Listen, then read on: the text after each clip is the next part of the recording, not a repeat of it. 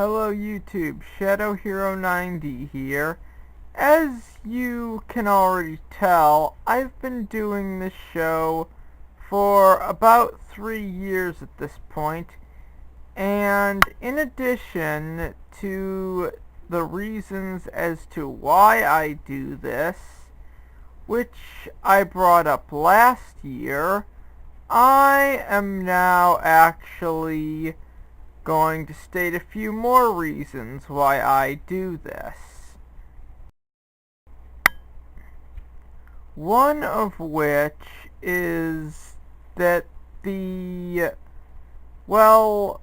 portrayal of men in movies and TV is essentially toxic. And I mean really toxic. Men are... To be honest, I can't believe that I'm one of the only very few people who legitimately thinks that this kind of portrayal is not only toxic, but completely unfair. Second of which is the fact that these cartoons are aimed at kids, and they do not send a good message. Most of the time, a lot of these shows are role model shows, and the characters exist for the sole purpose to be imitated, and yeah, in doing so, you send some really horrible messages. And the last possible reason I could think of is that not this, but all these shows are pushing a political agenda. To be more precise, the political agenda comes in the form of a princess character whose initials are J and B. I'm pretty sure you can figure out who I'm talking about on those initials alone. But yes, a lot of these shows, and to extension, a lot of these role model shows, are pushing a political agenda. And as a white heterosexual man, I really don't want kids being indoctrinated because it could lead to a bad future. In fact, I really hope some really smart boy sees this show and it actually gets him thinking about sexism, and it causes him not to be indoctrinated to the feminist agenda that a lot of TV shows, cartoons, and movies are pushing. Especially a certain movie that will go unnamed that used a princess character whose initials are J and B to push their political agenda. As much as this intro actually does seem like a bad rant about the negative presentation of men and boys in the media, this is completely serious, and these 3 reasons I gave for doing the show are actual reasons. Now, that being said, if you agree with me on this, that's good. So just sit back and enjoy the review. Okay, I know last year I said that I would do a review in an episode of Sexism in Movies and TV about about Star Wars Rogue One. But the truth is, I really couldn't find that much sexism in it. So instead, I'll be doing a top 10 list, and believe me, this list is actually pretty topical based on the recent Lord of the Flies remake, the all-girl remake.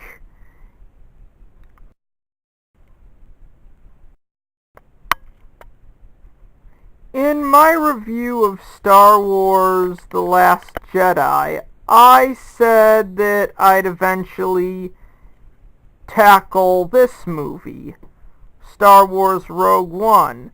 But here's the thing, I really couldn't find that much sexism in it. So instead, what I'll be doing in this episode of Sexism in Movies and TV is a top 10 list of the franchises that I think should be remade in a way where all the genders are swapped. Which is actually really topical given the recent Lord of the Flies remake and I heard another movie is going to be remade with all women. So yeah, this list is actually really topical. And don't worry, Rogue One will appear on the list. Just not where you think.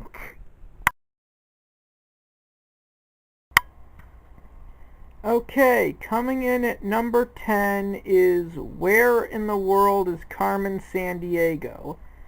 I actually do think that an American... Now, I did not see this cartoon back in the 1990s when it first aired, and I think that she might have been the secret good guy in that. But I'm pretty sure that in the original computer game to which the cartoon is based on, she was the bad guy. Coming in at number 9 is Buffy the Vampire Slayer. I really do think that a gender-swapped version of this 90s, early 2000s show would be really awesome. I mean, you don't really need to have any affiliation with the original. A Rule 63 version of this show could essentially start off as a teenage Van Helsing and have him going around slaying monsters. And yes, I never once saw an episode of this show in my life, but I'm pretty sure that a gender-swapped version would be able to get me to watch it. Even though I did not watch Buffy the Vampire Slayer, I know that she fought other monsters outside of vampires, but I really do think it would be good if we got a version of this show with a male vampire slayer. Like I said, it could be, the first 3 seasons could be teenage Van Helsing, then have him kill a bunch of other monsters, making it similar to Castlevania, and then the final season would end with his inevitable fight with Dracula. Rogue One at number 8, and a gender swap version of this would probably be really good. Instead of the piece of schlock that Disney gave us, we'd get a bunch of men fighting a bunch of evil, tyrannical white females. To an extent, that would kind of mirror certain things in the real world, and we'd have a white guy and various women of color fighting against an evil matriarchy led by a stuck-up authoritarian white woman. And instead of being based off of Eric Trump, this evil authoritarian white woman who would go up against the white man and women of color could be modeled after Hillary Clinton. Hell, that would be way more realistic and believable than a lot of stuff that has come out, especially the latest Tomb Raider movie.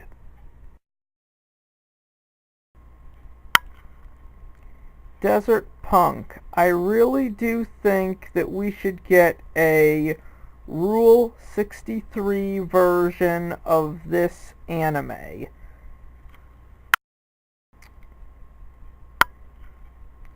Because in comparison to every other anime hero, Desert Punk just comes off as a bad representation.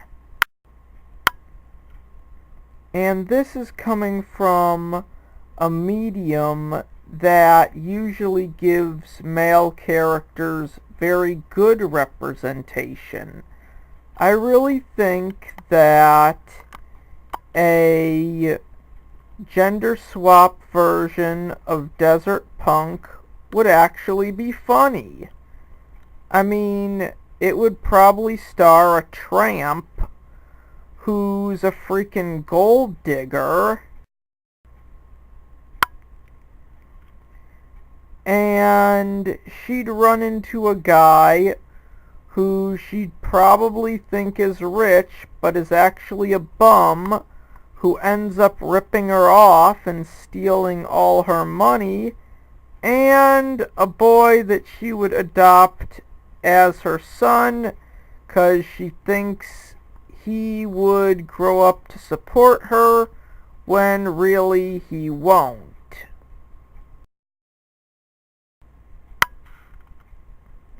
Don't look at me as if you didn't see this coming. If you knew what this video was, then I'm pretty sure you know or knew that this show would appear on this list. I would love to see a gender-swapped version of Grim Adventures of Billy and Mandy. In fact, if Cartoon Network ever did a gender-swapped version of Billy and Mandy, it would actually make more sense than the original version. And yeah, I am gonna review this show in a future episode of Sexism in Movies and TV. This show was sexist because, well, the creator himself, Maxwell Adams, said they were supposed to be friends, but they were always fighting. Yet, Mandy won basically 80% of the time. So I really think that a gender-swapped version of this show would be good as a form of male empowerment. In a time filled with basically the horrible laws we're cursed with and the misandric rules that govern our society. If anything, it would work like the original version of Billy and Mandy, but with the... If anything, a gender-swapped version of Billy and Mandy would play out not only identical to the original version, but it would play out a little better, because the actions of all the characters would be 100% more believable. And you can't deny and say that you would not want to see this, because I know you do. And you should probably tell that to Cartoon Network themselves. Okay, this one for number...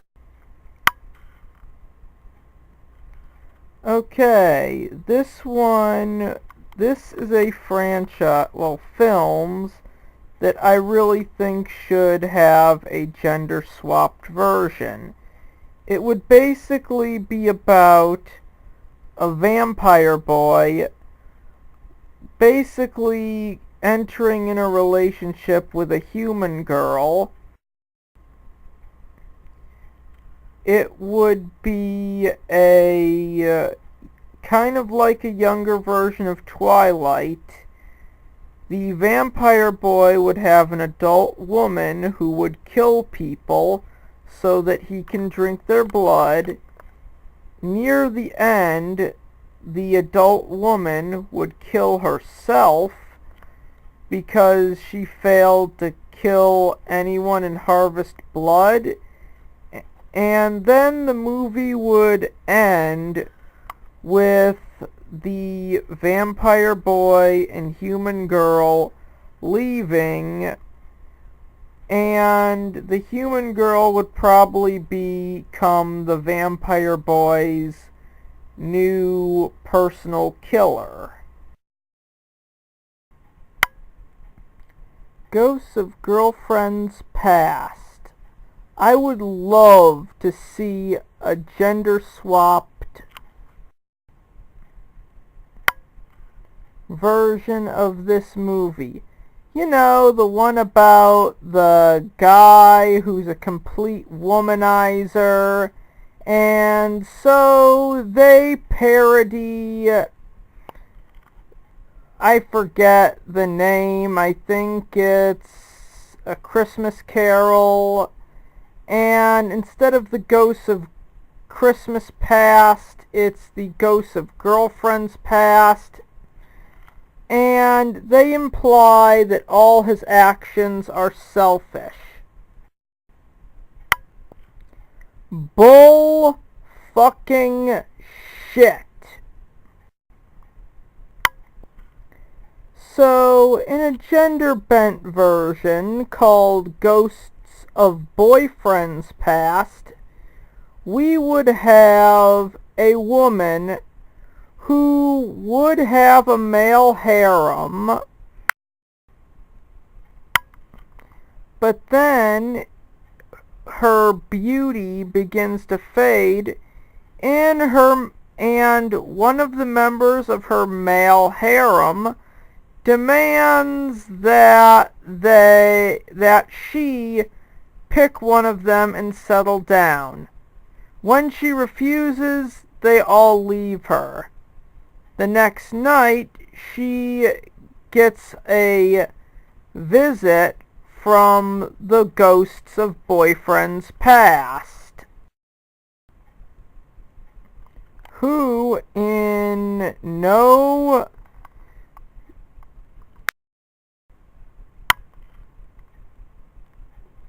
metaphorical way actually come out and tell her through the visions and narrations, you're a bitch and you're a cunt.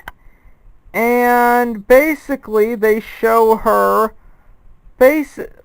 then at the end she sees the future where she's alone living on the streets and then dies of starvation. Then our bitch would wake up, realize what a horrible mistake she's made, settles down with the member of her male harem who told her that her beauty was fading and she should settle down with one of them, and then we'd probably get a 3 years later epilogue where she's telling her daughter this, and she tells her, well, that you should settle down early, and without saying it, she would then she wouldn't say it, but she'd narrate the moral of the story that it's not a good idea to just ride the cock carousel. You need to settle down and do it fast. The Amazon episode, Any Show. Now, where do I begin with this one? It's just downright insult. It's your typical PSA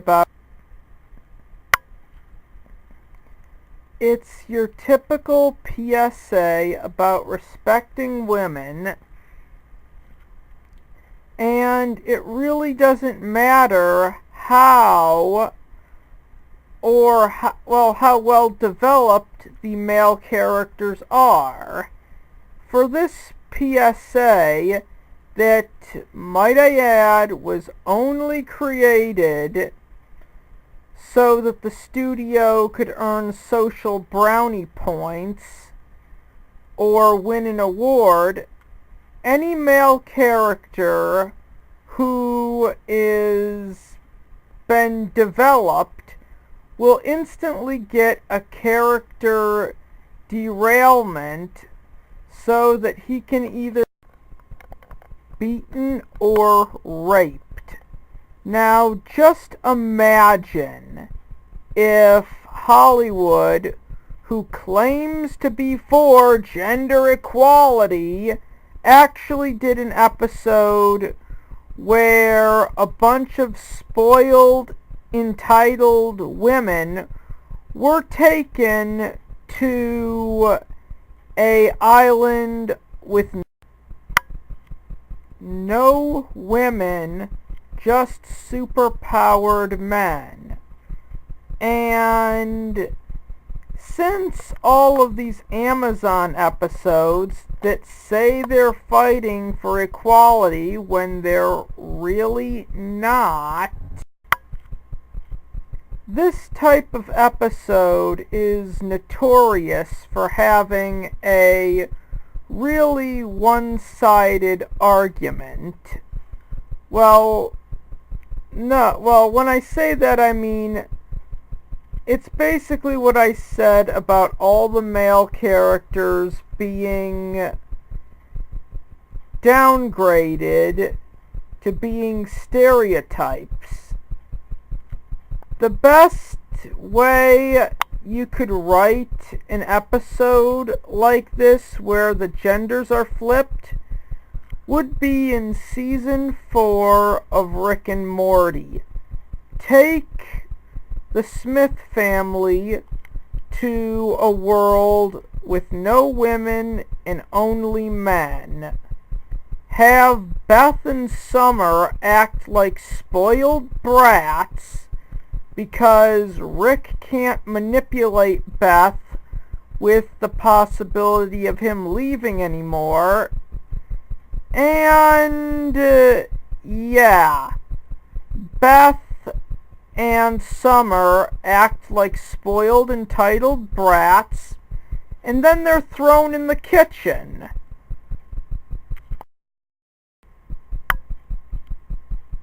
And forced to work as housemaids. I mean, in all fairness, if you inverted the Amazon episode, it's actually quite hypocritical that no studio has ever thought to invert the Amazon episode in more ways than one. Because one, not only are every male character supposed to learn a lesson after getting a character derailment, but if you did a gender swap Amazon episode, Tumblr would go batshit. Everyone would have, it would be all over the news. Tumblr, a bunch of people from Tumblr would literally try to murder the people who made this episode. But I really do think that if Hollywood truly believes in gender equality, that a gender-swapped take on the Amazon story, which would actually work, because I actually heard that the Amazon story from Greek mythology was created to inspire men to conquer women. Johnny Bravo. Or should I say, getting dumped in general. Now, I may have already said this the last time I reviewed this show, but I really do think that a gender-swapped version, not episode, but version of Johnny Bravo would work. The people who worked on Animaniacs were often asked why they didn't do more episodes starring Minerva Mink. But in all fairness, everything I just said could easily apply as working as being the plot of a Minerva Mink spin-off. I mean, just put her in a relationship with a different guy in every episode, then have her get dumped because of any of various reasons. He has a hobby that she doesn't like or respect. She doesn't like his family, or her family doesn't like her and thinks she's a bimbo. Or he's forced to choose between her and one of his hobbies, and he picks, well, the hobby. And I really do think it would be good if this happened to do an episode where all her ex-boyfriends put her on trial. And if you're going to do a Minerva Mink spin-off that is essentially a gender swap version of Johnny Bravo, one thing you have to do is just throw in a male character, maybe some boy that she'd have to babysit, who'd be a kid, who'd be the show's male version of Little Susie from Johnny Bravo. Give Minerva a nerdy sidekick who would be kind of like a female version of Carl, and maybe give her a grandmother who'd be this show's equivalent to Pops. Silent Night, Deadly Night 4. Yes, this is the number one spot, and you're probably wondering why, but it's not for the reason you think. You see, this movie is the most hypocritical thing that the feminist propaganda ever shat out. This movie outright calls men parasites, when in reality, if you know any real women, that is exactly what they are. So you're probably wondering how a gender-swapped version of this film would work. Well, I'd have it as like a cult that hates women, who's tired of being manipulated and leeched off of by women, all made up of guys who had been through horrible divorces. I would have the reporter in there, but I would keep her as a girl, and I would essentially make her the damsel in distress, like the way Lois Lane was in the Silver Age of comics. The male reporter would swoop in as the hero and would save her from getting gutted by the cult.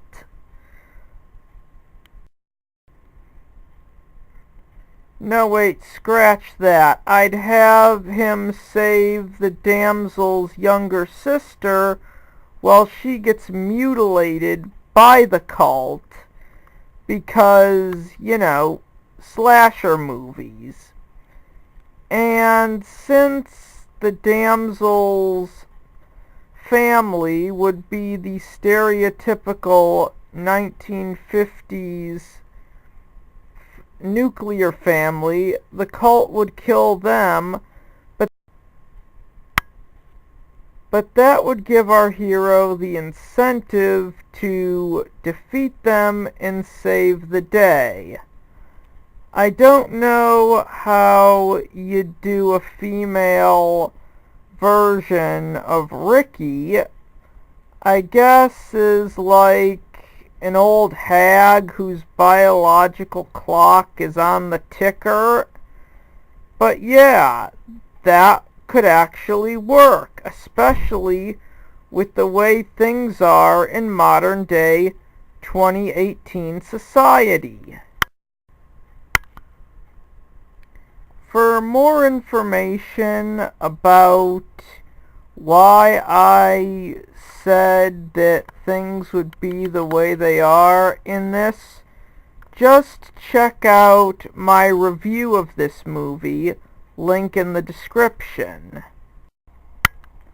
And in closing, if Hollywood truly believed in the words on this screen, they would be making these movies, or they would be making movies like this.